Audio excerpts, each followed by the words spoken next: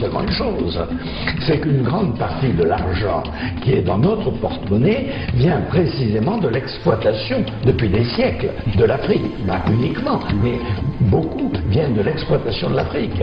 One thing that keeps me puzzled, despite having studied finance and economics at the world's best universities, the following question remains unanswered.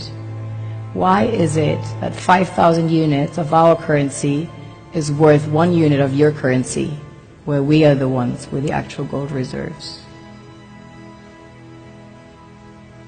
It's quite evident that the aid is in fact not coming from the West to Africa, but from Africa to the Western world. The Western world depends on Africa in every possible way, since alternative resources are scarce out here. So how does the West ensure that the free aid keeps coming?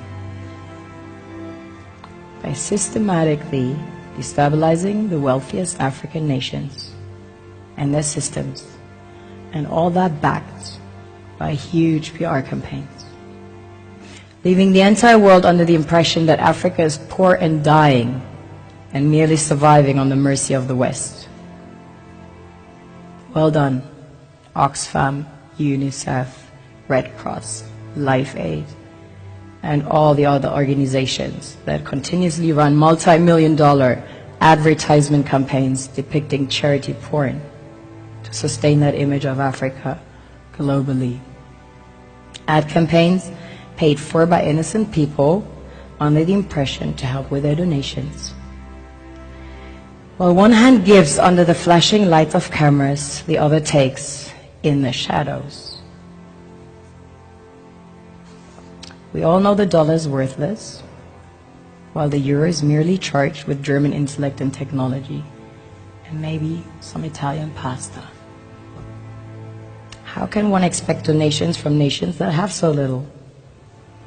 It's super sweet of you to come with your colored paper in exchange for our gold and diamonds.